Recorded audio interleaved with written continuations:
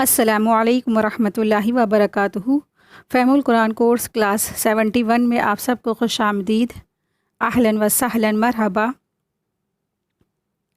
قرآن کریم میں سورہ نساء آیت نمبر 174 میں اللہ سبحانہ و تعالیٰ فرماتے ہیں، یا ایھا الناس قد جاءکم برہان من ربکم وانزلنا الیکم نورا مبینا۔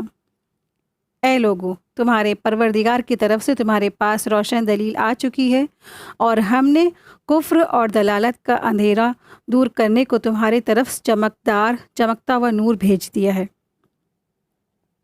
تو اللہ سبحانہ و تعالیٰ نے ہم سب کے پاس ایک چمکتا ہوا نور، ایک برہان اللہ تبارک تعالیٰ نے ہم سب کے پاس بھیج دیا ہے۔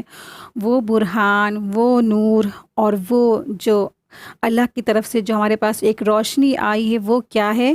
وہ اللہ کی کتاب ہے، کتاب اللہ ہے۔ تو جو بھی شخص اللہ کا کلام پڑھتا ہے، اس پر عمل کرتا ہے، اس پر ایمان لاتا ہے، اس پر غور فکر کرتا ہے، تو بتائیں کیا ایسے شخص کی کیا زندگی میں اندھیرا باقی رہنے کی کوئی جگہ ہے؟ کہیں پر بھی اس کی زندگی میں اندھیرا نہیں رہتا ہے۔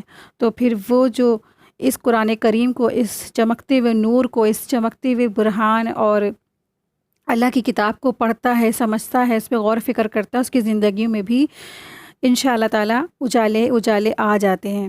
تو اللہ تبارک تعالیٰ سے دعا ہے کہ اللہ تبارک تعالیٰ ہم سب کی زندگیوں میں بھی علم کی روشنی عطا فرمائے، اور آخرت میں بھی ہم سب کو خوب اللہ کا نور عطا فرمائے، اور پل صراط پر جب ہم چلنے والے ہوں تو اللہ تبارک تعالیٰ ہمیں وہاں پر بھی پر نور عطا فرما دے، جس کی روشنی میں چل کے ہم پل صراط پر سے پلک جھپکتے اس رستے کو پار کر جائیں۔ آمین یا رب العالمین۔ نحمدہ و نصلی علی رسولہ الکریم، اما بعد، فاعوذ باللہ من الشیطان الرجیم، بسم اللہ الرحمن الرحیم۔ رب اشرح لی صدری ویسر لی امری واحلل عقدۃ من لسانی یفقہوا قولی، ربی زدنی علما، ربی یسر ولا تعسر وتمم بالخیر وبک نستعین۔ آمین یا رب العالمین۔ آج کا ہمارا لیسن ہے سورہ نساء آیت 121 to 157۔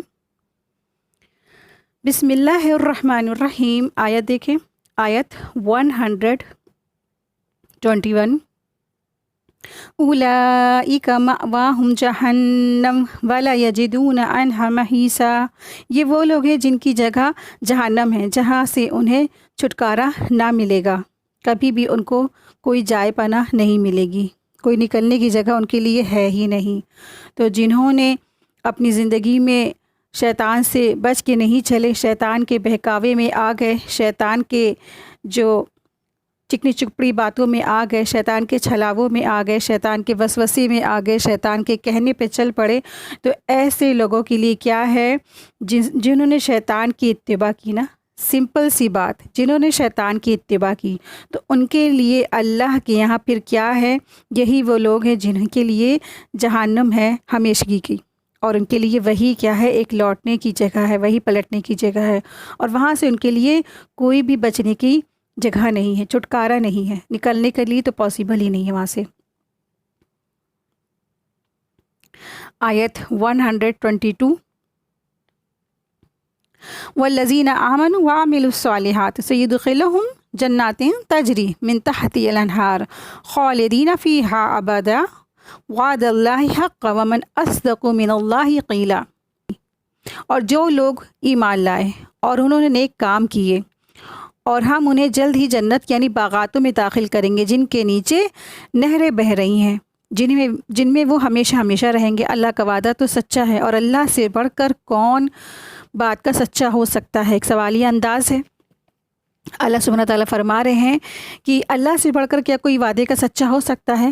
تو ایک طرف نافرمانوں کا رزلٹ بتا دیا گیا، اور ایک طرف اطاعت گزار فرما بردار بندوں کا رزلٹ بتا دیا اللہ تبارک تعالیٰ نے، کہ جو لوگ ایمان لے آئے اور انہوں نے اچھے اچھے کام بھی کیے نا، تو ان کے لیے کیا ہے؟ اللہ کے یہاں باغات ہیں، جو اللہ سبحانہ تعالیٰ ان کو فوراً ہی اس میں وہ داخل کر دیں گے، جن کے نیچے نہریں بہہ رہی ہیں، اور وہ ہمیشہ رہیں گے۔ تو اللہ کا وعدے سے بڑھ کر کسی کا وعدہ سچا نہیں ہے۔ ومن اصدق من اللہ قیلا۔ اللہ کے وعدے سے بڑھ کر کسی کا وعدہ سچا نہیں ہے۔ اللہ سے بڑھ کر کوئی وعدے کا سچا ہے ہی نہیں۔ تو اس سے کیا پتہ چلتا، اگر اللہ نے یہاں فرمایا ہے جو ایمان لایا، اس نے عمل الصالحات کیے نا، تو اللہ تبارک تعالیٰ اس کو فوراً جنت میں داخل کر دیں گے، بس شرط یہ کہ وہ توحید پر ہو نا، ایمان کے ساتھ ساتھ وہ توحید پر بھی ہو۔ آیت 123 ترجمہ دیکھیں اس کا۔ بات نہ تمہارے اچھاؤں کی ہے، نہ اہل کتاب کی تمناؤں کی ہے۔ جو انسان برے عمل کرے گا اسے اس کا بدلہ دیا جائے گا، اور وہ اللہ کے سوا نہ کوئی حمایتی پائیں گے اور نہ مددگار پائیں گے۔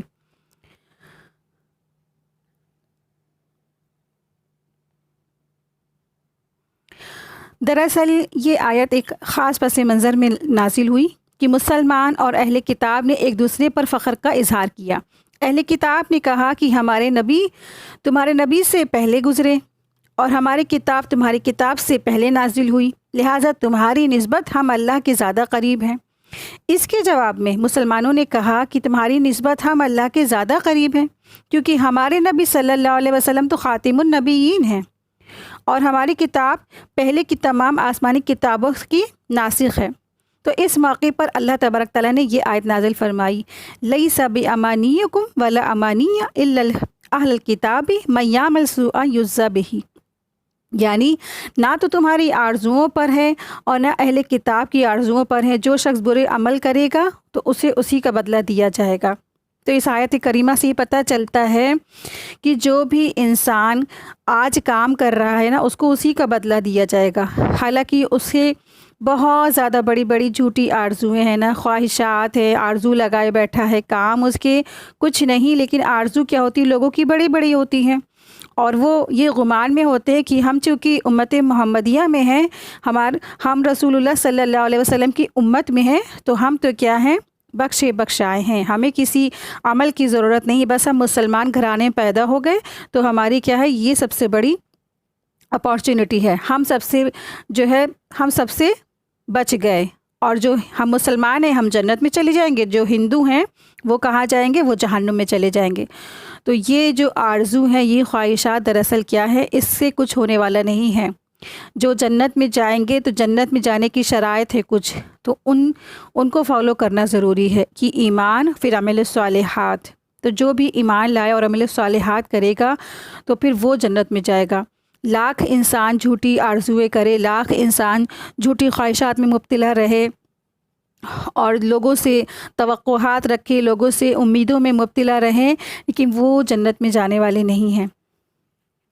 تو جنت میں جانے والے کون ہوں گے؟ جنہوں نے آج یہاں پہ کام کیا۔ جنہوں نے کام نہیں کیا تو وہ جنت میں جانے والے نہیں ہیں۔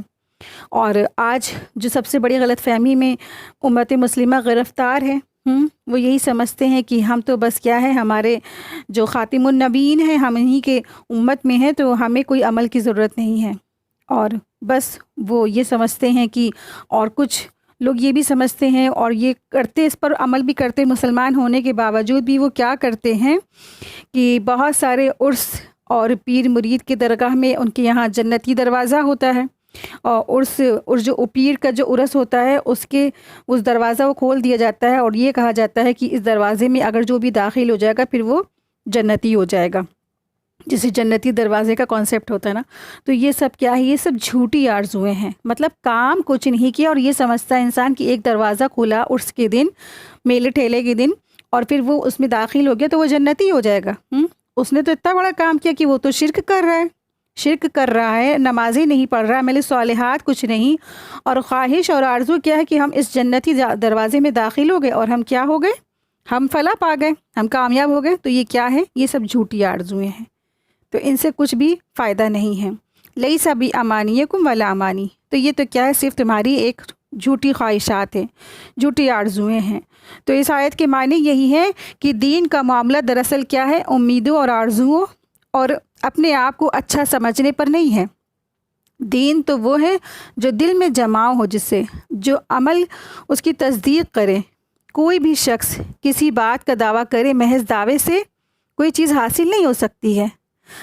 دعوے سے کیسے چیزیں حاصل ہو سکتی ہے نا، کوئی اگر یہ دعویٰ کر دے کہ یہ تاج محل میرا ہے تو کیا تاج محل اس کا ہو جائے گا؟ کوئی جھوٹے دعوے کر دے کہ جنت میں ہم جانے والے، تو کیا جنت میں یوں ہی چلا جائے گا نا؟ تو جنت میں جانے کے لیے ہمیں عمل کرنا ہے، کوششیں کرنا ہے، اور رسول اللہ صلی اللہ علیہ وسلم کی اطاعت کرنی، اتباع کرنا ہے، توحید پر ہمیں لانا ہے، توحید پر ہمیں جم جانا ہے، ٹھیک ہے۔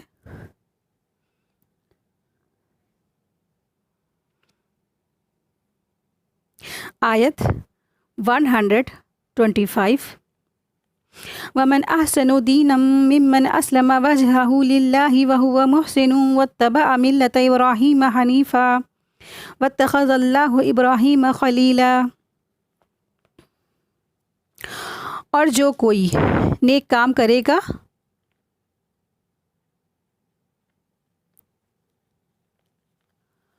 اور دین میں سے اس سے بہتر کون ہو سکتا ہے جو اپنے آپ کو اللہ کے سامنے جھکا دے اور وہ محسن بھی ہو اور ابراہیم کے دین کی پیروی کرنے والا بھی ہو، جو سب سے کٹ کر سیدھے راستے پر ہو گیا تھا۔ اللہ تعالیٰ نے ابراہیم کو اپنا دوست بنا لیا تھا۔ تو یہاں ابراہیم علیہ السلام کے بارے میں بات کی جا رہی ہے۔ اس آیت کریمہ میں اللہ تبارک تعالیٰ نے ابراہیم علیہ السلام کے بارے میں بتایا ہے، اور یہ بھی بتایا ہے کہ دین اسلام کا دوسرا تمام ادیانوں پر کیا ہے، فضیلت بیان کی ہے کہ اس آدمی کے دین سے بہتر کس کا دین ہو سکتا ہے جس نے اپنی پیشانی، جس نے اپنے آپ کو اللہ کے آگے جھکا دیا، اللہ کے آگے سرنڈر کر دیا، اس کے سوا کسی کو اپنا رب نہیں مانا اور اپنی زندگی میں عمل صالحات کرتا رہا اور ابراہیم علیہ السلام کی ملت کی اتباع کی۔ تو ابراہیم علیہ السلام کیا تھے؟ توحید کے علمبردار تھے، توحید پر چلنے والے تھے، اور شرک سے انہوں نے برات کیا تھا، اپنے آپ کو شرک سے بالکل اپنے آپ کو بچا لیا تھا۔ وَمَنْ أَحْسَنُ دِينًا مِّمَّنْ أَسْلَمَ وَجْهَهُ لِلَّهِ، اور اس شخص سے کس کا دین اچھا ہو سکتا ہے جس نے اپنے آپ کو اللہ کے حوالے کر دیا، جس نے اپنے رب کے لیے عمل کو خالص کیا ہے اور ایمان کے ساتھ حصول ثواب کی نیت سے عمل بھی کیا ہے، وہ محسن، اور وہ نیک کاروں میں بھی سے بھی ہو، یعنی وہ احسان کرنے والا بھی ہو، نیک کار بھی ہو، یعنی عمل اس کا طریقہ کیا ہے؟ طریقہ رسول اللہ صلی اللہ علیہ وسلم جو اللہ تعالیٰ نے اس کے لیے مقرر کیا تھا، اور جس ہدایت اور دین حق کے ساتھ اپنے رسول کی مبعوث کیا تھا، یعنی رسول اللہ صلی اللہ علیہ وسلم کو حق کے ساتھ مبعوث کیا تھا، تو وہ شخص کیا ہے؟ اس سے اچھا تو کوئی دین ہو ہی نہیں سکتا ہے، اسلام سے بڑھ کر تو کوئی دین ہے ہی نہیں۔ اور یہ دو ایسی شرطیں ہیں کہ ان کے بغیر کسی عمل کرنے والے کا عمل صحیح نہیں ہو سکتا، یعنی عمل کی صحیح ہونے کے لیے یہ ضروری ہے کہ وہ پہلی شرط کیا ہے اس میں کہ اخلاص ہو، اخلاص ضروری ہے، اور وہ خالص اللہ کی رضا کے لیے کیا گیا ہو۔ اور دوسرا شرط کیا ہے کہ عمل صالحات کی دوسری شرط کہ جس میں طریقہ رسول صلی اللہ علیہ وسلم ہو، یعنی کہ ہر عمل صالحات کی دوسری شرط کیا ہے کہ عمل رسول اللہ صلی اللہ علیہ وسلم کی اتباع کے مطابق ہو۔ اگر رسول اللہ صلی اللہ علیہ وسلم کی اتباع کے مطابق عمل نہیں ہوگا تو وہ دراصل کیا ہے؟ وہ گمراہ ہے، وہ جاہل ہوگا۔ اور جس نے عمل میں یہ دونوں شرطیں موجود ہیں، جس نے یہ کام دونوں شرطوں کے مطابق کیا، وہ دراصل کیا ہے؟ وہ مومن ہے، وہ مومنوں میں سے ہے۔ تو اللہ سبحانہ تعالیٰ فرما رہے ہیں کہ دراصل کیا ہے؟ ابراہیم علیہ السلام کیا ہے؟ وہ تو حنیف تھے، وہ تو یکسو تھے۔ وَاتَّخَذَ اللَّهُ إِبْرَاهِيمَ خَلِيلًا، تو ابراہیم علیہ السلام کو اللہ سبحانہ تعالیٰ نے اپنا خلیل بنا لیا تھا، دوست بنا لیا تھا۔ کیوں بنا لیا تھا؟ ایسا کیا کوالٹی تھی ان کے اندر؟ ابراہیم علیہ السلام دراصل انہوں نے ہر طریقے کے شرک سے بیزاری کی، ستاروں سے بیزاری کی، انہوں نے ستاروں کا انکار کیا۔ ان کے معاشرے میں ستاروں کی، چاند ستاروں کی اور سیاروں کی پوجا پرستش کی جاتی تھی، بتوں کی پرستش کی جاتی تھی، بتوں کا بھی انہوں نے انکار کیا۔ سب کا انکار کر کے، ہر طرح سے کٹ کر کے، ہر قسم کے شرک سے کاٹ کر کے انہوں نے صرف اور صرف ایک اللہ کی عبادت کی، ایک اللہ کی اطاعت میں وہ لگ گئے۔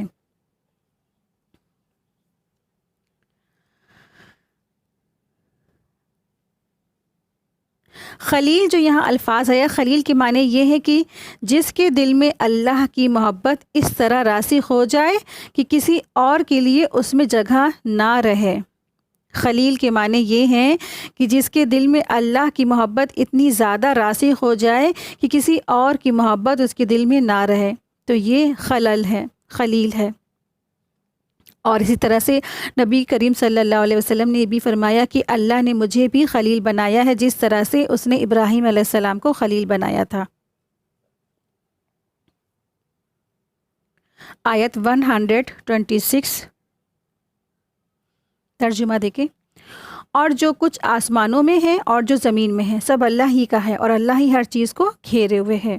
آیت 127 لوگ آپ سے عورتوں کے بارے میں فتویٰ مانگتے ہیں تو کہہ دیجئے اللہ تمہیں ان کے بارے میں فتویٰ دیتا ہے، اور جو آیتیں پڑھ کر سنائی جاتی ہیں یہ ان یتیم عورتوں کے بارے میں ہیں جن کے حق تم ادا نہیں کرتے ہو اور چاہتے ہو کہ تم ان کے ساتھ نکاح کر لو، اور کمزور یتیم بچوں کے بارے میں بھی یہی حکم ہے، اور یہ بھی کہ تم یتیموں کے بارے میں انصاف پر قائم رہو، جو بھلائی تم کرو گے تو اللہ تعالیٰ اسے خوب جانتا ہے۔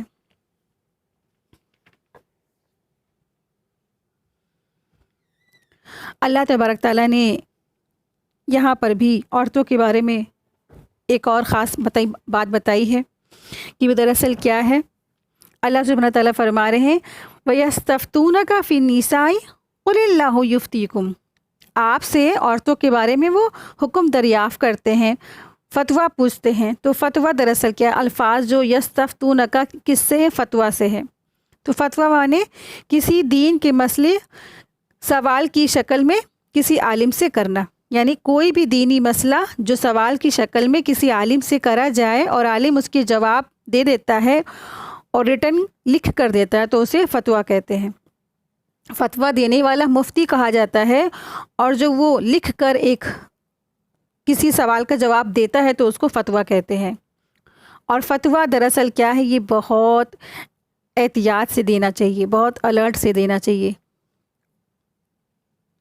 تو اللہ سبحانہ تعالیٰ نے فرمایا کہ تم سے وہ عورتوں کے بارے میں سوال کرتے ہیں تو آپ کہہ دیجئے کہ خود اللہ ان کے بارے میں تم کو حکم دے رہا ہے، اور قرآن کی وہ آیتیں جو تم پر ان یتیم لڑکیوں کے بارے میں ہیں پڑھی جاتی رہی ہیں جنہیں ان کا مقرر حق تم نہیں دے پاتے۔ وہی بات ہے جو ہم لوگ پیچھے پڑھ بھی چکے ہیں کہ جو مشرکین مکہ تھے، جو مسلمان تھے اور ان پر کیا تھا، ظلم کرتے تھے مسلمان۔ دراصل جو اس وقت کا جو معاشرہ تھا، اس وقت کیا تھا کہ عورتوں پر بہت زیادہ ظلم ہوتے تھے، اور عورتوں پہ اس قدر ظلم ہوتے تھے کہ جب کسی ان کے والد ختم ہو جاتے تھے، والد مر جاتے تھے، تو جو بھی ان کا سرپرست بنتا تھا، جو بھی ان کا ولی بنتا تھا، وہ ظلمانہ طور پر ان سے شادی کر لیتا تھا، یا تو اپنے گھر میں کسی بچے سے اپنی شادی کرا دیتا تھا، کسی بیٹے سے اپنی گھر کے ہی بیٹے سے شادی کرا دیتا تھا، تاکہ جو دولت ہے، جو پراپرٹی ہے، وہ باہر نہ جائے۔ اور اگر وہ بدصورت ہوتی تھی، اس کی خوبصورتی میں کوئی بھی خوبصورتی کا کوئی بھی نہیں ہوتا تھا، تو پھر وہ کیا کرتے تھے، نہ تو وہ اس کی کہیں شادی اور ہونے دیتے تھے، نہ ہی گھر میں وہ لوگ خود بھی کرتے تھے، یعنی کہ اس کو بیچ ادھر میں چھوڑ دیتے تھے، صرف کس لیے، صرف پراپرٹی کے لیے، یتیم بچیوں کی پراپرٹی کے لیے۔ تو حضرت عائشہ رضی اللہ عنہ نے کہا ہے کہ لوگوں کو اس کے بعد بھی رسول اللہ صلی اللہ علیہ وسلم سے سوال کیا تو یہ آیت وَيَسْتَفْتُونَكَ فِي النِّسَاءِ نازل ہوئی۔ حضرت عائشہ رضی اللہ عنہا کہتی ہیں کہ اللہ کا فرمان ہے وَتَرْغَبُونَ أَن تَنكِحُوهُنَّ، اس یتیم لڑکی کے بارے میں ہے جس کا ولی اس کے خوبصورت نہ ہونے کی وجہ سے اس سے شادی نہ کرنا چاہے اور نہ کسی دوسرے مرد سے اس کی شادی کرنے پر آمادہ ہو، کیونکہ وہ ڈرتا ہے کہ کہیں دوسرا آدمی اس کے مال میں شریک ہو جائے گا، اس لیے اسے زندگی بھر کے لیے شادی سے روک دیتا ہے۔ حضرت زہری سے روایت ہے اگر یتیم لڑکی خوبصورت اور مالدار ہوتی تو اس کا ولی ان سے نکاح کی خواہش رکھتے، مگر اتنے مہر نہ دیتے کہ جتنا انہیں دینا چاہیے تھا۔ اگر وہ مالدار یا خوبصورت نہ ہونے کی وجہ سے تو وہ پسندیدہ بھی نہیں ہوتی، لیکن تو کیا کرتے تھے، اس کی شادی بھی کہیں نہیں ہونے دیتے تھے، اور نہ ہی وہ کہیں شادی باہر ہونے دیتے تھے، نہ شادی گھر میں ہی کرتے تھے۔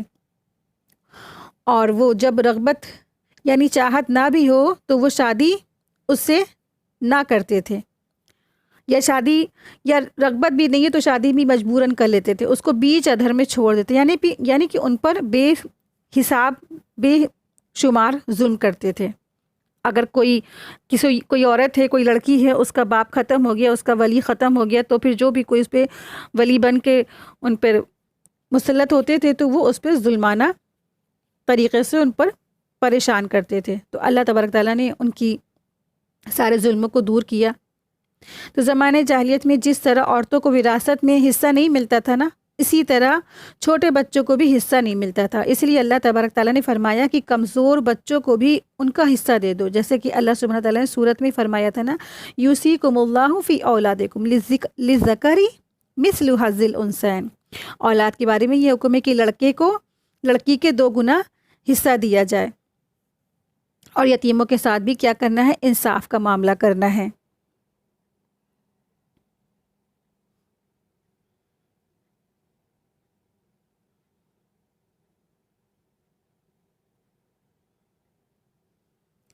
آیت 128 ترجمہ دیکھیں۔ اور اگر کسی عورت کو اپنے شوہر کی اور سے ذاتی کا یا بے رخی کا ڈر ہو تو اس میں اس کے لیے کوئی حرج نہیں کہ وہ دونوں آپس میں میل ملاپ کی کوئی راہ نکال لیں، اور میل ملاپ اچھی ہے، اور طبیعتوں میں کنجوسی تو ہوتی ہے، اور اگر تم اچھا ویوہار رکھو اور ڈرتے رہو تو جو کچھ تم کرتے ہو اللہ تبارک تعالیٰ اس کی پوری خبر رکھتا ہے۔ تو یہاں اللہ سبحانہ تعالیٰ فرما رہے ہیں کہ ایسے شخص کے بارے میں یہ آیت نازل ہوئی ہے، کہ ایسے شوہر کے بارے میں آیت نازل ہے کہ شوہر اور بیوی کے متعلق ان کا حکم بیان کیا گیا ہے۔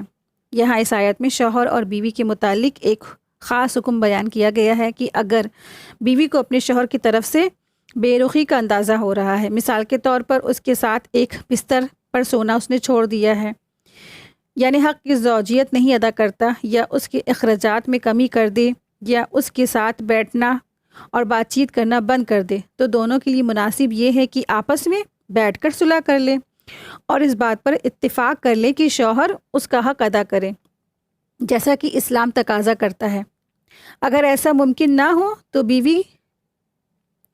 بیوی چاہتی ہو کہ ازواجی زندگی قائم رہے تو مہر یا اخراجات کا حصہ چھوڑ دے، یعنی شوہر اگر بیوی کی طرف رغبت نہیں کرتا، اس کے سارے اخراجات پورے نہیں کرتا، اس کے حق کی زوجیت نہیں ادا کرتا، تو پھر کیا کرے؟ علیحدہ ہو جائے، الگ ہو جائے، طلاق لے لے، ٹھیک ہے۔ لیکن اگر بہت سی بیویاں ہوتی ہیں، ہے نا، وہ اپنے شوہروں کو نہیں چھوڑنا چاہتی، وہ اپنے شوہروں سے بہت محبت کرتی، تو پھر کیا کریں؟ پھر کمپرومائز کر لیں۔ تو بیوی کو چاہیے کہ اگر وہ ازواجی زندگی قائم رکھنا چاہتی ہے تو پھر وہ کیا کرے؟ کمپرومائز کر لے۔ اس کمپرومائز میں یا تو وہ اپنا مہر چھوڑ دے، یا شوہر جو بیوی کا اخراجات اٹھانے کا وہ جو بیڑا لیتے ہیں، وہ اخراجات اٹھانے کا وہ ٹھیکہ لیتے ہیں، اس کو پھر نان نفقے سے اس کو بھی چھوڑ دے، اس کو بھی ترک کر دے، یا شوہر کو جو کچھ وہ مال دے دے، یا اگر اس کے پاس کوئی دوسری بیوی ہے جس سے وہ زیادہ محبت کرتا ہے تو اپنی باری بھی اس کو تحفہ کر دے، تو شوہر اسے طلاق نہ دے اس شرط پہ۔ اور اگر یہ دونوں ہی صورت میں ممکن نہ ہو تو پھر شوہر طلاق دے دے، تو لیکن صلح ہی بھلائی ہے، یعنی کہ اگر تب بھی کوئی طرح بات نہیں بن رہی، کسی طرح بات نہیں بن رہی ہے، جو ایک عورت ہے وہ کمپرومائز کر رہی ہے، سب کچھ اپنا دے دلا کے وہ صرف اسی کے نکاح میں رہنا چاہتی ہے، اس کے بعد بھی بات نہیں بن رہی ہے، تو اللہ تبارک تعالیٰ کہہ رہے کہ ٹھیک ہے، پھر تو صلح کر لو۔ صلح ہی کیا ہے؟ والصلح خیر، بہترین ہے، صلح بہتر ہے، تو علیحدگی کر لو۔ آپ دیکھیں کہ اللہ سبحانہ تعالیٰ نے جو بھی ہمارے لیے جو فیصلے رکھے ہیں وہ بہتر ہے، اور اگر میاں بیوی میں جو ہے بات چیت نہیں ہو رہی ہے، بات چیت نہیں بن رہی ہے، بات نہیں بن رہی ہے، تو پھر کیا کریں؟ دونوں آپس میں بات چیت کریں اور ایک دوسرے سے بات کریں کہ کیا بات ہے، اور اگر کسی طرح سے شوہر اگر راضی ہو جاتا ہے تو ٹھیک ہے، اگر نہیں راضی ہوتا ہے اور کوئی بدتمیز شوہر ہے اور وہ نہیں رہنا چاہتا ہے ساتھ میں، تو پھر کیا ہے؟ پھر الگ ہو جائے۔ تو اللہ سبحانہ تعالیٰ کوئی اور راستہ نکال ہی دے گا انشاءاللہ۔ ایک ظالم شوہر کے ساتھ، ایک بگڑیل شوہر کے ساتھ رہنے کی کوئی ضرورت نہیں ہے، ایک جو ظلم کرنے والا شوہر ہے۔ ہاں، لیکن ایک ایسا شوہر ہے نا کہ آپ دیکھیں مثال کے طور پہ واقعی میں کبھی کبھی ایسے واقعات ہوتے ہیں کہ جو شوہر ہے یا بیوی ہے کئی سال ساتھ میں رہیں، کوئی اولاد نہیں ہوتی، کوئی بچہ نہیں ہوتا، اور پتہ چلتا ہے کہ بیوی میں ہی کمی ہے، تو اسلام اس کی اجازت دیتا ہے کہ شوہر کہیں دوسری شادی کر کے تو جو ہے شادی کر لے، تو پھر بچے انشاءاللہ اگر ہو جاتے ہیں تو ٹھیک ہے، کیونکہ اللہ سبحانہ تعالیٰ نے 4 کی اجازت اسی لیے ہی دی ہے۔ اور کوئی بیوی اگر بیمار ہو جاتی ہے، اس کے اندر وہ چیز نہیں رہتی ہے کہ ایک جو نارمل بیوی کے اندر رہتی ہے نا، کوئی ڈاکٹر نے بتا دیا کہ نہیں ایسا نہیں ہو سکتا ہے، یا ایسے کرنے سے ایسا رسک اٹھا سکتے ہیں، تو پھر بستر الگ ہو جاتے ہیں، تو ایسی کنڈیشن میں تو پھر کیا کریں؟ تو پھر بیوی کو چاہیے کہ اگر اس میں کوئی کمی ہے تو پھر اپنے شوہر کے ساتھ کمپرومائز کر لیں، اور اس کے نکاح میں بھی رہنا چاہتی ہے تو نکاح میں رہیں۔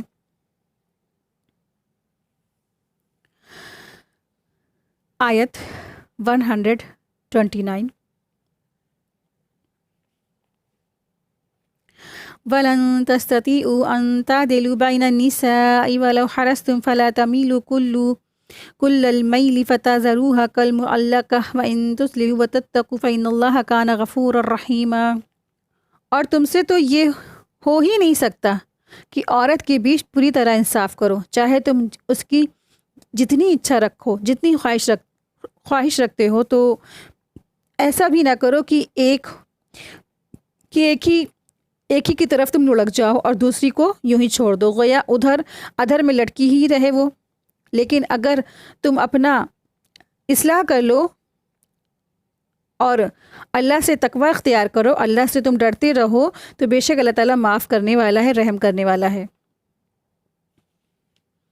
تو اس آیت میں بھی اللہ سبحانہ تعالیٰ نے ایک حقیقت کو بیان کیا ہے کہ لوگوں، اگر تم 1000 کوششوں کے باوجود اپنی بیویوں کے درمیان پوری طرح برابری نہیں کر سکتے ہو، کہ ایک حقیقت واضح ہے کہ دل تو دیکھیے ایک ہے نا، اس میں کوئی ایک ہی رہ سکتا ہے، 4 بیوی ایک ساتھ نہیں رہ سکتی ہیں، تو یہ حقیقت ہے کہ محبت جو کسی ایک ہی سے ہو سکتی ہے۔ ہاں ٹھیک ہے، ایک اللہ سبحانہ تعالیٰ نے فرمایا ہے نا کہ انسان برابری رکھے، انصاف کرے، جتنا ٹائم ہے اس کے ساتھ بتائے، دوسرا ٹائم بھی، باقی کا ٹائم بھی باقیوں کے ساتھ بتائے، ٹائم کی ہے اور حقوق کی ہے، ہر چیز کی پابندی کرے، لیکن کیا ہے کہ اپنا دل جو ہے وہ ایک ہی کو دے سکتا ہے۔ تو اسی لیے اللہ سبحانہ تعالیٰ فرما رہے ہیں کہ ایک بڑی حقیقت بیان ہوئی ہے کہ تم جو 1000 کوششوں کے باوجود بھی اپنے بیویوں کے درمیان پوری طرح برابری نہیں کر سکتے۔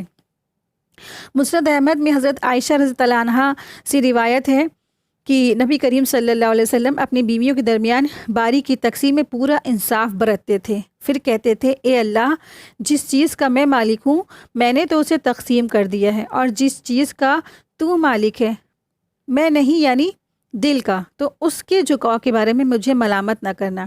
یعنی کہ خود رسول اللہ صلی اللہ علیہ وسلم اپنے دل کے مالک نہیں تھے نا، دل کسی طرف ایک ہی طرف جھک جاتا ہے، تو اسی لیے اللہ تعالیٰ نے نصیحت کی ہے کہ اگر کسی ایک بیوی کی طرف تمہارا رجحان ہے تو اس میں تمہیں حد سے بڑھنا نہیں چاہیے کہ دوسری کو آسمان پر اور جو ہے ایک کو تم زمین پر لا کے رکھ دو، یعنی ایک کو آسمان پہ رکھ دیا کیونکہ اس کو ہم زیادہ چاہتے ہیں، اور دوسری کو کیا کیا، زمین پر ہی چھوڑ دیا، یعنی کہ بالکل اس کے حقوق نہیں ادا کیے، اس کے ساتھ انصاف نہیں کیا، تو ایسا نہیں کرنا ہے، ٹھیک ہے۔ تو عدل اور انصاف سب کے ساتھ کرنا ہے۔ اللہ سبحانہ تعالیٰ نے فرمایا اگر تم لوگ اپنی اصلاح یعنی سدھار کر لو گے، باری کی تقسیم میں انصاف سے کام لو گے، تو ہر حال میں اللہ سے ڈرتے رہو گے، تو اللہ تعالیٰ بڑا معاف کرنے والا اور نہایت رحم کرنے والا ہے۔ آیت 130، وَإِن يَتَفَرَّقَا يُغْنِ اللَّهُ كُلًّا مِّن سَعَتِهِ وَكَانَ اللَّهُ وَاسِعًا حَكِيمًا۔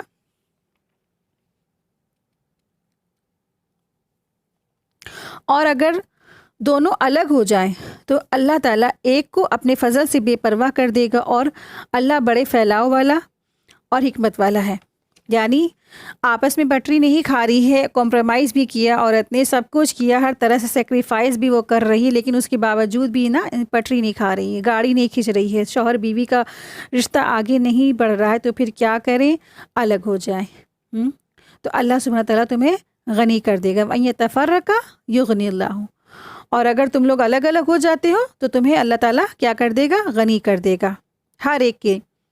تو اس آیت میں اللہ سبحانہ تعالیٰ نے وعدہ کیا کہ اگر شوہر بیوی میں ہر ممکن کوشش کے باوجود صلح نہیں ہو رہی ہے، دونوں ایک دوسرے سے خوش اسلوبی کے ساتھ الگ ہو جائیں، تو اللہ تعالیٰ اپنے فضل اور کرم سے دونوں کو ایک دوسرے سے الگ کر دے گا اور اس سے اچھے رشتے کا انتظام کر دے گا۔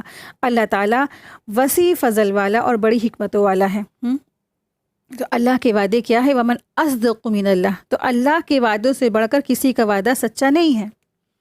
تو اللہ سبحانہ تعالیٰ فرما رہے ہیں کہ اگر تم جو ہے نا آپس میں تمہاری نہیں نبھ رہی ہے، تو کبھی کبھی ایسا ہوتا بھی ہے کہ بعض اوقات خواتین ہیں اتنا پریشان ہو جاتی ہیں، اپنے شوہر سے ظلم سہتی ہیں نا، اور گالی کھاتی ہیں، جوتے کھاتی ہیں، سسرال والوں سے بھی لڑائی جھگڑا سب طرح کا ان کو سامنا کرنا پڑتا ہے، اور اس کے باوجود بھی وہ عورت رہ رہی ہوتی ہے، کسی طرح رہ رہی ہوتی ہے۔ تو دراصل کیا ہے، اسلام اس کی اجازت نہیں دیتا کہ آپ اتنا ظلم سہ کر کے، اتنا ہلاکان ہو کر کے، گالی اور گھوسے اور لاتے کھا کر کے آپ شوہر کے ساتھ کیا کریں، کمپرومائز کریں۔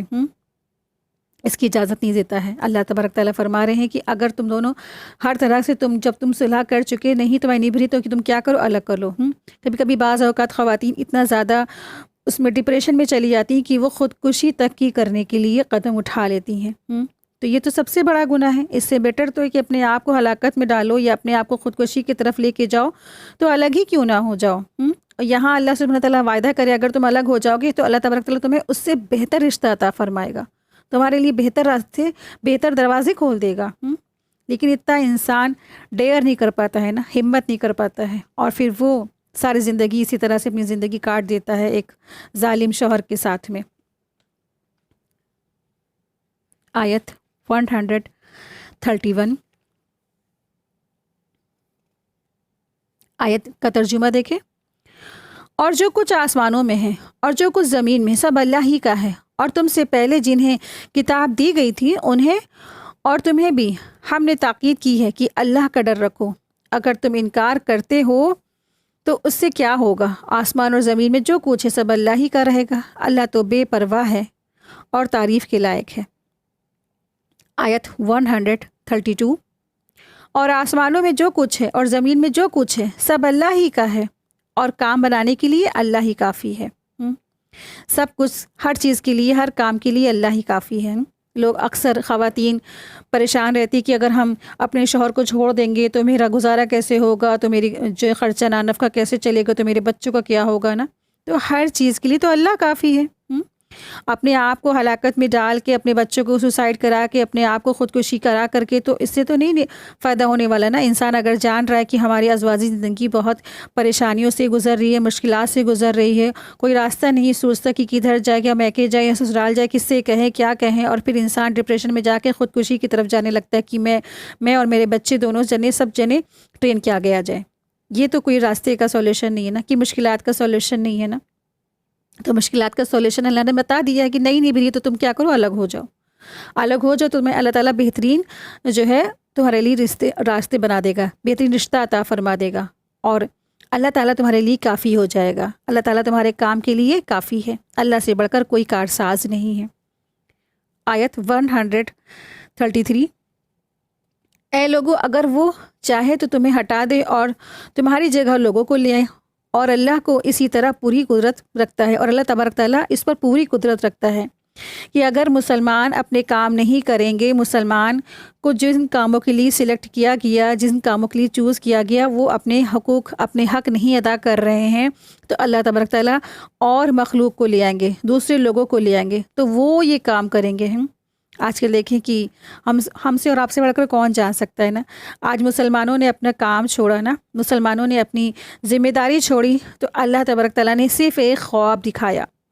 ایک بہت بڑے جو پادری ہیں، جو پوپ تھے، ان کو اللہ تبارک تعالیٰ نے صرف ایک خواب دکھایا۔ ایک خواب کے ذریعے سے اللہ تبارک تعالیٰ نے اتنا بڑا کام لے لیا کہ اس پادری کو بھی اللہ تعالیٰ نے ایمان دیا، اور اس کے ساتھ ساتھ 1,00,000 لوگ جو کرسچن تھے وہ بھی مسلمان ہو گئے۔ اللہ کچھ بھی کر سکتے ہیں، اللہ کے وعدے سچے ہیں۔ جب انسان اور مسلمان اپنی ذمہ داری چھوڑ کر صرف دنیا کے پیچھے بھاگے گا اور دنیا کے پیچھے لگا رہے گا، تو جو آنر، جو رتبہ ان کو ملنا تھا وہ اوروں کو مل جائے گا۔ کرسچن کیا ہوئے؟ کنورٹ ہوئے، وہ ایمان لے آئے۔ اب جو جتنی ان کو اس کی قدردانی ہوگی نا، وہ ان مسلمانوں کو نہیں ہوگی جنہیں باپ دادا کی وجہ سے دین اسلام مل گیا۔ تو اللہ سبحانہ تعالیٰ کسی سے کوئی بھی کام لے سکتے ہیں، کسی کو بھی ہدایت دے سکتے ہیں، کچھ بھی کر سکتے ہیں اللہ تبارک تعالیٰ۔ آپ دیکھیں کہ افریقہ کا جو ایک بہت بڑا سا جو پادری ہے وہ کرسچن کا رہنما تھا، بہت بڑا تھا، چھوٹا موٹا پادری نہیں تھا، اس کے کئی لاکھ فالوور تھے۔ وہ خود بھی اللہ تبارک تعالیٰ نے اس کو ایسا خواب دکھایا کہ ایسا خواب تھا کہ وہ بتا رہا تھا، اس کا انٹرویو تھا، تو اس نے کہا کہ میں نے خواب میں دیکھا کہ مجھے کوئی کہہ رہا ہے کہ تم سفید کپڑا پہنو اور تم اپنے لوگوں کو بھی سفید کپڑا پہناؤ۔ اور جب میں ہوش میں آیا تو میں نے سوچا، میں نے سب طرف غور کیا تو میں نے پایا کہ سفید کپڑا تو مسلمانوں کا کپڑا ہے، مسلمان پہنتے ہیں۔ عرفات کے دن حج کے وقت مسلمان سارے سفید کپڑے پہنتے ہیں، جنازے کے وقت بھی مسلمانوں کو سفید کپڑا ہی پہنا کے تدفین کی جاتی ہے نا، سفید کپڑا مسلمانوں کا۔ تو وہ فوراً اسلام لے آیا، وہ مسلمان ہو گیا، اور اس کو اسلام اور مسلمان ہو کر کے اتنا سکون ملا کہ وہ جو ہے زاروں قطار رو رہا تھا۔ اس نے کہا مجھے اس سے زیادہ سکون مجھے کبھی نہیں ملا جو مجھے اب ملا کہ میں مسلمان ہو گیا۔ تو اللہ تبارک تعالیٰ فرمائی دے رہے ہیں کہ اگر تم نہیں کرو گے نا، جو تمہارے اوپر کاندھوں پہ ذمہ داری ڈالی، اگر تم نہیں کرو گے تو ہم تو تمہاری جگہ ایسے لوگوں کو لے آئیں گے جو سارا کام سر انجام دے۔ اللہ تعالیٰ ہر چیز پر قدرت رکھتا ہے۔ آیت 134،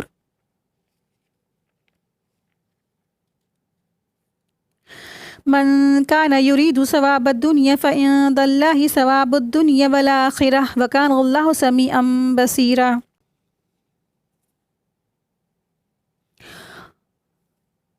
جو شخص دنیا کا بدلہ چاہتا ہے تو اللہ کے پاس دنیا اور آخرت دونوں کے لیے بدلہ ہے، اور اللہ تعالیٰ بڑا سننے والا ہے اور بڑا دیکھنے والا ہے۔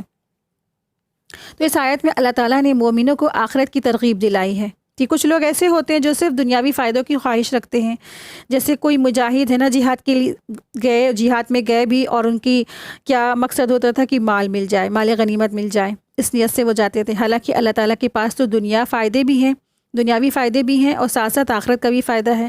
یعنی اگر وہ جنگ میں اس لیے جاتے کہ مجھے اللہ کی رضا ملے، اللہ مجھ سے راضی ہو جائے، تو پھر کیا ہوتا ہے، اس کو دونوں ہی چیزیں اس کے ہاتھ لگتی، مال بھی آتا اور اللہ کی رضا بھی ملتی۔ تو بندہ کیوں صرف دنیاوی فائدوں کو طلب کرتا ہے نا؟ تو اللہ سبحانہ تعالیٰ فرما رہے جو کوئی بھی چاہتا ہے دنیا کا فائدہ، تو اللہ کے پاس تو کیا ہے، دنیا کا بھی فائدہ ہے اور آخرت کا بھی فائدہ ہے۔ تو ہر کام میں کیا ہے، وہی آپ کو آج بتایا نا کہ سب سے امپورٹنٹ چیز کہ ہر کام میں اخلاص ہونا چاہیے۔ اخلاص یعنی صرف اور صرف اللہ کی رضا کے خاطر ہو۔ ہمارا اٹھنا، ہمارا بیٹھنا، ہمارا جینا، ہمارا مرنا، ہمارے ہر کام، ہماری ہر نیکی، ایک کچن میں جا کے چائے بھی بنائے، کچن میں کھانے کی ڈش بھی بنائے، تو صرف اور آپ کی یہی نیت ہو کہ اللہ آپ کی خاطر ہے، یہ اللہ آپ کی خاطر۔ تو اس سے کیا ہوگا، آپ کو اللہ کی رضا بھی ملے گی، اور وہ کام بھی کیا ہوگا، اچھا ہوگا، بہترین ہوگا، اور آپ کو دنیاوی فائدہ بھی ملے گا۔ دنیاوی اور آخری دونوں ہی اس میں فائدے ہیں۔ تو ہر کام میں، ہر بھلائی میں، ہر نیکی کے کام میں اللہ کی رضا ضرور لے کر آئیں، اخلاص لے کر آئیں۔ آیت 135 ترجمہ: اے ایمان والو، اللہ کے لیے گواہی دیتے ہوئے انصاف پر مضبوط سے جمے رہو، چاہے وہ خود تمہارے اپنے یا ماں باپ یا ناطے دار کے خلاف کیوں نہ ہو، اگر کوئی غنی ہو یا فقیر ہو۔ اللہ دونوں سے زیادہ حقدار ہے کہ تم اپنی اچھا پوری کرنے کے لیے انصاف سے نہ ہٹنا، کیونکہ اگر تم غلط چلو گے اور اس سے جی چراؤ گے تو جو کچھ تم کر رہے ہو اللہ اس کی پوری خبر رکھتا ہے۔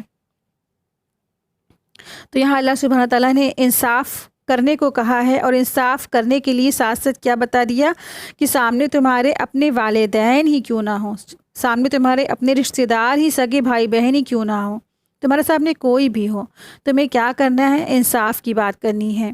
تو اللہ تعالیٰ نے اہل ایمان کو حکم دیا کہ وہ دنیا میں انصاف کے ساتھ رہیں، اور ان کے پاس جو ہے کوئی بھی اگر گواہی کے لیے آئے تو اسے اللہ کی رضا کے لیے ادا کرے، چاہے وہ گواہی ان کے والدین اور اس کے قریبی رشتہ دار کے خلاف ہی کیوں نہ کرنی پڑے۔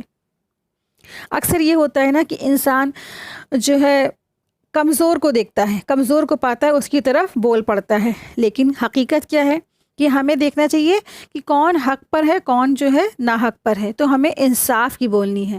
کوئی طاقتور یا کمزور، یہ ہمارا جو ہے بولنے کے لیے انصاف کا ہمارا یہ نہیں ہونا چاہیے کہ انصاف ہم اس بنا پہ کریں، اس بیس پہ کریں کہ ہم کمزور کی طرف بولیں، اور حالانکہ حق پر تو قوت والا ہو۔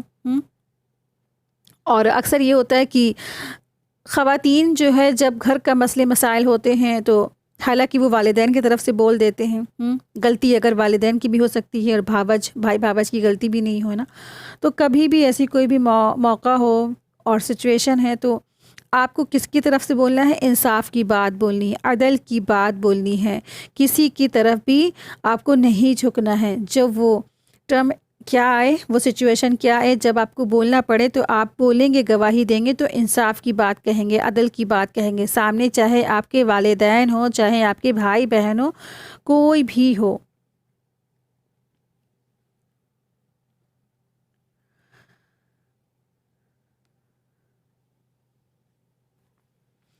اسی طرح سے ایک حدیث میں آتا ہے کہ رسول اللہ صلی اللہ علیہ وسلم کے بارے میں یہ آیت نازل ہوئی تو اس وقت دو آدمی یعنی غنی اور فقیر رسول اللہ صلی اللہ علیہ وسلم کی خدمت میں جھگڑتے ہوئے آئے، اور رسول اللہ صلی اللہ علیہ وسلم اس خیال سے کہ فقیر مالدار آدمی پر ظلم نہیں کر سکتا ہے، فقیر کی حمایت میں آپ صلی اللہ علیہ وسلم تھے، مگر اللہ تبارک تعالیٰ نے اس کی ممانعت فرمائی کہ مالدار اور فقیر کے درمیان کیا کرنا ہے؟ انصاف کرو۔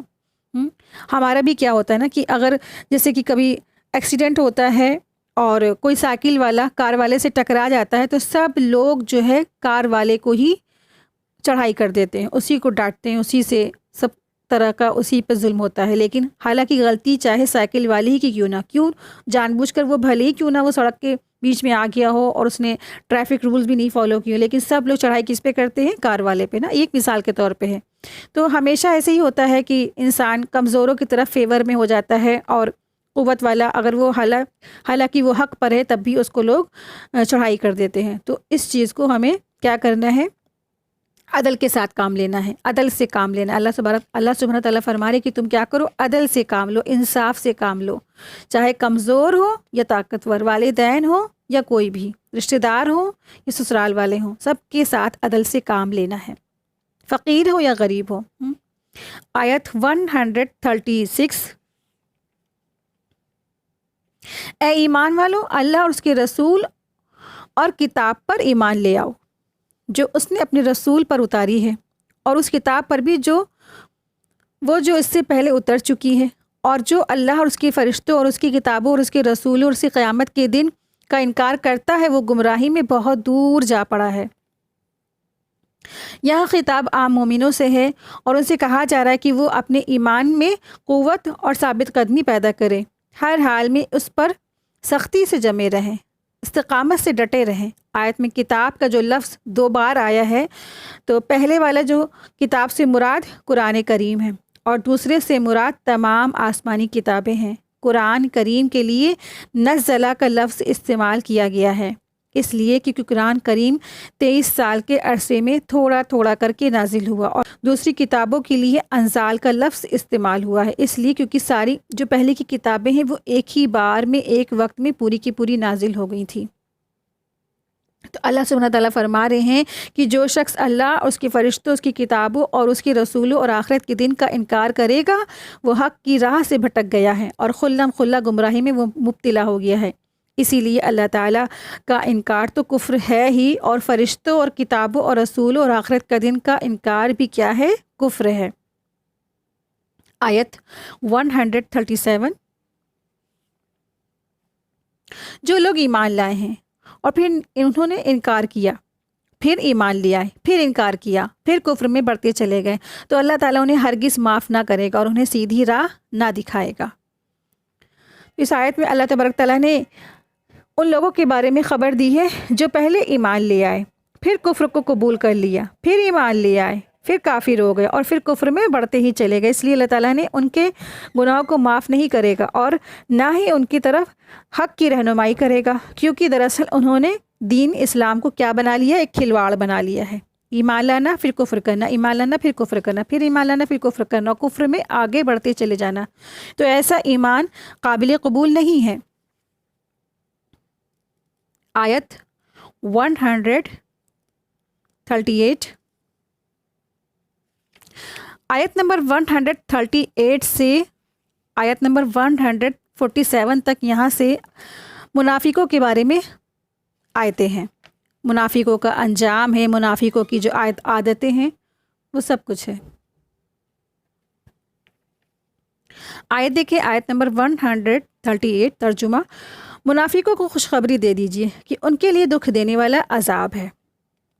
تو یہاں پہ ایک تنبیہ ہے کہ عذاب کی خوشخبری کیسے ہو سکتی ہے نا، تو یہاں پہ اللہ سبحانہ تعالیٰ نے ایک تنبیہ دی ہے، تو ان کے لیے ایک تنبیہ ہے کہ وَبَشِّرِ الْمُنَافِقِينَ بِأَنَّ لَهُمْ عَذَابًا أَلِيمًا، کہ آپ خوشخبری دے دیجیے نا، بِأَنَّ لَهُمْ عَذَابًا أَلِيمًا، کہ ان کے لیے کیا ہے؟ دردناک عذاب ہے۔ آیت 139، جو ایمان والوں کو چھوڑ کر کافروں کو اپنا دوست بناتے ہیں، کیا ان کے پاس عزت تلاش کرتے ہیں؟ عزت تو ساری کی ساری اللہ کے لیے ہے۔ تو ان آیتوں میں منافقین کا انجام بتایا گیا ہے کہ قیامت کے دن ان کے لیے دردناک عذاب ہوگا، اور اسی لیے انہوں نے مومنوں کے بجائے کافروں کو اپنا دوست بنایا ہوا تھا نا، کفار مکہ کو انہوں نے اپنا دوست بنایا ہوا تھا، مشرکین مکہ کو انہوں نے اپنا دوست بنایا ہوا تھا۔ اس کے بعد اللہ تبارک تعالیٰ نے فرمایا کہ کافروں کی دوستی سے ان کا جو مقصد کیا ہے، دراصل کیوں وہ دوست بناتے تھے کافروں کو؟ تاکہ وہ قوت اور غلبہ ان کو حاصل ہو جائے۔ تو ان کی یہ ایک سوچ تھی، اس لیے کیونکہ عزت، ہر طریقے کی عزت اور قوت کا تو مالک صرف اور صرف اللہ سبحانہ تعالیٰ ہے، وہ جسے چاہتا ہے عزت اور کامیابی عطا کرتا ہے۔ آیت 140،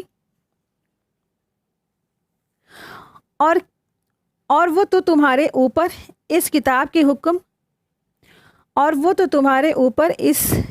میں حکم اتاری چکا ہے کہ جب تم سنو کہ اللہ کی آیتوں کا انکار کیا جا رہا ہے اور ان کا مذاق اڑایا جا رہا ہے، تو جب تک وہ کسی دوسری بات میں نہ لگ جائیں تو ان کے پاس نہ بیٹھو، ورنہ تم انہی کے جیسے ہو جاؤ گے۔ بے شک اللہ منافقوں اور کافروں کو جہنم میں اکٹھا کرنے والا ہے۔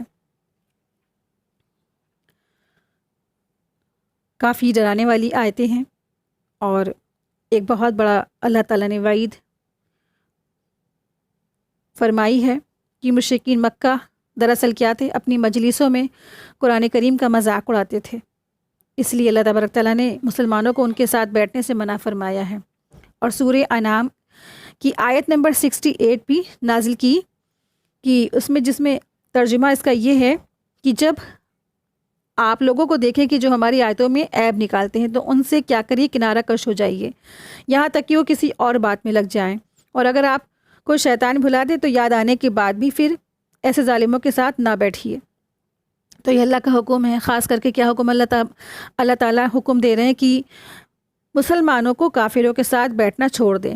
کیوں؟ کیونکہ وہ دراصل کیا کرتے ہیں؟ مسلمانوں کی کتاب یعنی قرآن کریم کا وہ مذاق اڑاتے ہیں۔ جب مسلمان ہجرت کر کے مدینہ منورہ آئے تو یہود اور منافقین کے ساتھ ان کی مجلسوں میں بیٹھنا شروع کر دیا، جہاں یہود قرآن کریم کا مذاق اڑاتے تھے۔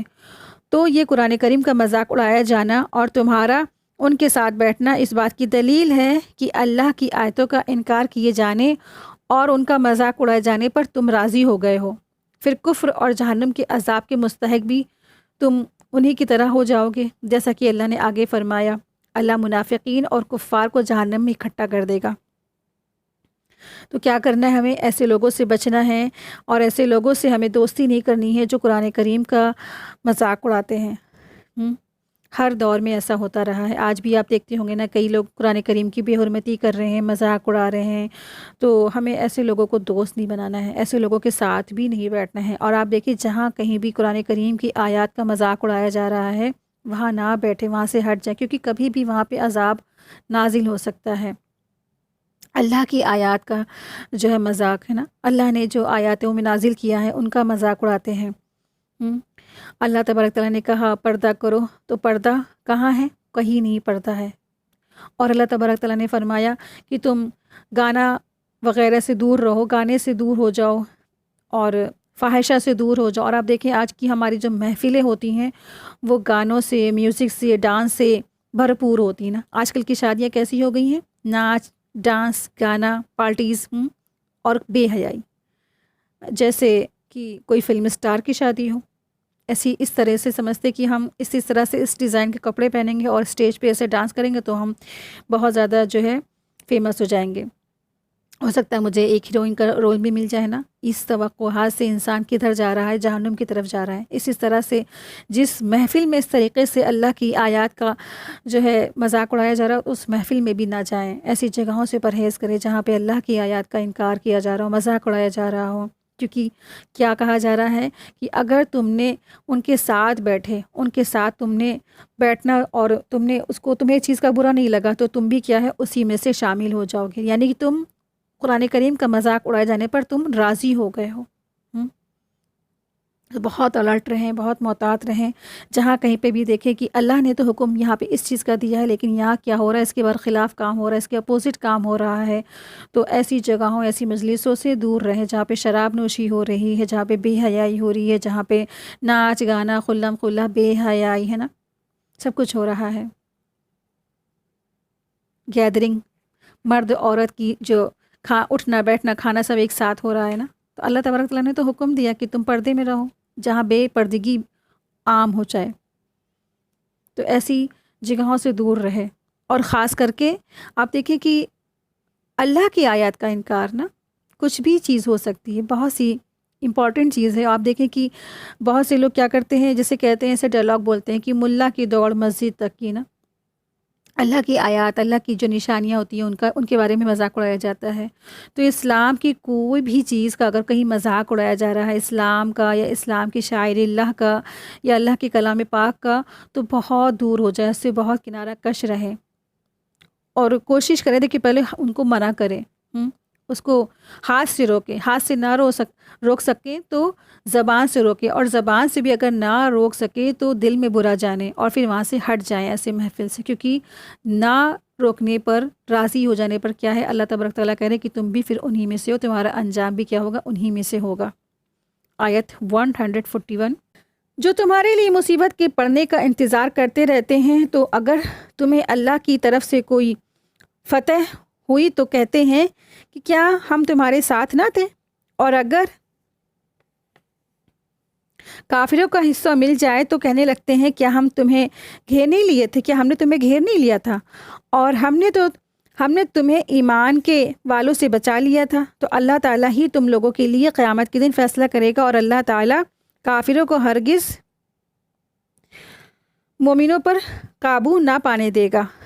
یہاں وہی منافقوں کی ایک فطرت کا بارے میں اللہ سبحانہ تعالیٰ نازل فرما رہے آیت بیان فرمائی ہے کہ اس آیت میں منافقوں کی ایک دوسری صفت کی بیان کیا گیا ہے جو مسلمانوں کو ان سے نفرت کرنے پر مجبور کرتی ہے.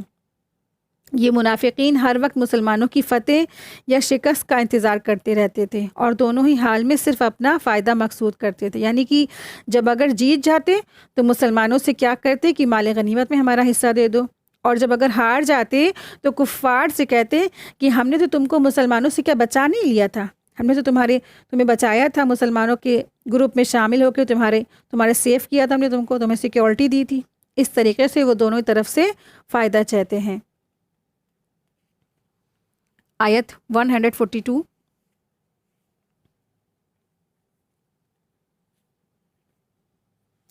منافق اللہ کے ساتھ دھوکے بازی کر رہے ہیں، حالانکہ ان کی چالوں کو انہی پر الٹ رہا ہے. اور یہ لوگ جب نماز کے لیے کھڑے ہوتے ہیں تو بہت سی کاہلی سے کھڑے ہوتے ہیں، لوگوں کو دکھاتے ہیں اور اللہ تعالیٰ کو بہت کم یاد کرتے ہیں.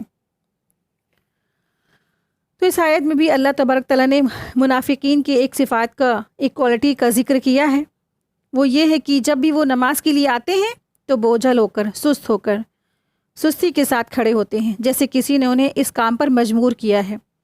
اس لیے کہ ان کی نیت نماز کی ہوتی ہی نہیں ہے، اور نہ اس پر ان کا ایمان ہوتا ہے نا، اور نہ ہی نماز کو صحیح طریقے سے وہ عمل کرتے ہیں، اور نہ غور فکر کرتے ہیں. اور ان کا مقصد تو لوگوں کو دکھلاوا کرنا ہوتا ہے تاکہ انہیں مسلمان سمجھا جائے. وہ اپنی نمازوں میں بہت کم اللہ کو یاد کرتے ہیں، نہ ہی ان کی نمازوں میں خشوع ہوتا ہے، نہ خضوع ہوتا ہے، اور ان کو زبان سے کیا پڑھ رہے ہیں ان کو یہ بھی نہیں معلوم ہوتا ہے. نماز سے وہ نماز سے فرار نہیں کر سکتے، ان کے لیے پاسبل نہیں، یعنی کہ نماز سے وہ بھاگ نہیں سکتے ہیں. نماز سے فرار تو ممکن نہ تھا ان کے لیے، ورنہ نفاق سامنے آ جاتا تھا. ان کی نماز کی جو روح ہے وہ اس سے خالی تھی، نماز کی روح سے وہ ان کی نماز خالی تھی، ان کی نماز میں کوئی روح کوئی حقیقت نہیں تھی، نہ دل سے وہ وضو کرتے تھے، نہ اول وقت میں نماز پڑھتے تھے، نہ اول وقت میں نماز پڑھنے کے لیے مسجد میں جاتے تھے، بس کیسے ہے مسجد میں ایسے بھاگتے ہوئے جیسے کسی بڑی مصیبت میں پھنس گئے ہوں، اور ذکر اذکار سے بالکل جو ہے پیچھے تھے۔ تو یہاں پہ ایسے منافقوں کا ذکر ہے جن کی نماز میں کوئی خشوع اور خضوع نہیں، اور وہ نماز کے لیے کیسے آتے ہیں، آتے بھی ہیں تو بہت کسالہ، یعنی کہ کام و کسالہ بہت ہی سستی کے ساتھ آتے ہیں۔ حضرت ابو ہریرہ رضی اللہ عنہ کہتے ہیں کہ رسول اللہ صلی اللہ علیہ وسلم نے فرمایا، منافق پر کوئی نماز عشاء اور فجر سے بھاری نہیں ہوتی ہے، اگر لوگ اس کا ثواب کو جانتے تو ان نمازوں میں وہ گھسیٹتے ہوئے آتے۔ حاکم کہتے ہیں کہ یہ آیت دلیل ہے کہ نماز میں سستی کرنا منافق کی بھی نشانی ہے، یعنی اگر کوئی مسلمان بھی نمازوں میں سستی کرے اور فجر اور عشاء کی جو نماز ہے خاص کر کے اس میں وہ سستی کرے، وہ اس پہ بھاری ہے، تو وہ سمجھ جائے کہ کہیں ایسا تو نہیں میرے میں معاذ اللہ منافقت ہو۔ صحیحین میں ہے کہ رسول اللہ صلی اللہ علیہ وسلم نے فرمایا، منافقین پر سب سے بھاری نماز عشاء اور فجر کی نماز ہے۔ رسول اللہ صلی اللہ علیہ وسلم نے فرمایا، وہ منافقین کی نماز ہے، وہ منافقین کی نماز اس طریقے سے 2 بار فرمایا کہ آدمی بیٹھا رہے اور جب آفتاب زرد ہو جائے اور شیطان کی 2 سینگوں کے درمیان پہنچ جائے اور اٹھے اور 4 ٹھونگے مار لے اور ان میں اللہ کو بہت کم یاد کرے۔ یہ صحیح مسلم کی حدیث ہے۔ تو اس سے پتہ چلتا ہے کہ نماز میں سستی، نماز کو دیر سے پڑھنا، تاخیر سے پڑھنا، یا فجر اور عصر میں سستی، تو پھر کیا ہے، ایک منافق کی نشانی ہے۔ تو ہم سب کو کیا کرنا ہے، الرٹ رہنا ہے۔ آیت 143، مذبذبین بین ذالک لا الہ لا الہ لا الہ ہؤلاء ولا الہ ہؤلاء وَمَن يُضْلِلِ اللَّهُ فَلَن تَجِدَ لَهُ سَبِيلًا۔ بیچ میں ہی اٹکے ہوئے ہیں، نہ ادھر کے ہیں اور نہ ادھر کے ہیں، اور جسے اللہ تعالیٰ گمراہ کر دے، گمراہ رکھے، اس کے لیے کوئی بھی راہ نہیں پا سکتے۔ تو یہ جو منافقین ہیں یہ تذبذب میں ہیں، یہ بیچ میں ہی لٹکے ہوئے ہیں۔ منافقین کی جو حالت نفاق ہے وہ مزید اس پہ روشنی ڈالی گئی ہے یہاں پہ، وہ ایمان اور کفر کے درمیان میں پھنسے ہوئے ہیں اور حیران بھی ہیں۔ وہ کھل کر مومنوں کے ساتھ بھی نہیں ہوتے ہیں اور نہ ہی وہ کھل کر کافروں کے ساتھ ہو سکتے ہیں، اور وہ تذبذب کا شکار ہیں۔ وہ خود کنفیوز ہے کہ ہم ادھر جائیں کہ ہم کدھر جائیں۔ وہ تذبذب کا شکار ہیں اور ان کو شک ہوتا ہے کہ کبھی وہ ادھر مسلمانوں کی طرف مائل ہوتے ہیں اور کبھی کفار کی طرف مائل ہوتے ہیں، تو بیچ میں ہی وہ اٹکے ہوئے ہیں۔ آپ دیکھیں کہ جو بھی شخص نا 2 ٹرینوں پہ سوار ہوگا تو اس کا کیا ہوگا نا، کہ وہ بیچ میں ہی کچل جائے گا۔ جو حق ہے، جو سچ ہے، اگر وہ چاہتے تو اسلام لے آتے اور مسلمان ہو جاتے تو کیا ہوتے، وہ فلاح پا جاتے، لیکن بہت سے ماشاءاللہ لوگ بھی تھے جو انہوں نے نفاق چھوڑ کر کے اسلام لے بھی آئے۔ آیت 144، یا ایھا الذین آمنوا لا تتخذوا الکافرین اولیاء من دون المؤمنین اتریدون ان تجعلوا للہ علیکم سلطانا مبینا۔ اے ایمان والو، مومنوں کو چھوڑ کر کافروں کو دوست مت بناؤ۔ کیا تم چاہتے ہو کہ اپنے اوپر اللہ کی کھلی ہوئی دلیل جٹاؤ؟ تو اللہ سبحانہ تعالیٰ نے فرمایا ہے کہ اس منافقین کی صفات سے مسلمانوں کو روکا ہے۔ منافقین کیا کرتے تھے؟ کفار سے دوستی کرتے تھے اور اسلام کے اندر بھی رہتے تھے نا۔ تو منافقوں کے جیسی کوالٹیز سے اللہ تبارک تعالیٰ نے مسلمانوں کو روکا ہے کہ اے ایمان والو، کافروں کو اپنا دوست مت بناؤ اور انہیں اسلام کے راز نہ بتاؤ، اور اگر تم لوگ ایسا کرو گے تو اپنے خلاف اللہ کے نزدیک حجت قائم کرو گے اور عذاب کے تم حقدار بن جاؤ گے۔ کافروں سے ہم دوستی نہیں کر سکتے ہیں، ان سے موالات نہیں کر سکتے ہیں، ان سے کیا کر سکتے ہیں؟ ان سے اچھا اخلاق پیش کر سکتے ہیں، ان کے ساتھ ہمدردی کر سکتے ہیں، ان کے ساتھ ان کی مدد کر سکتے ہیں، ان کی پریشانی میں ان کو ہیلپ کر سکتے ہیں، لیکن ان کو ہم اپنا دلی دوست نہیں بنا سکتے ہیں۔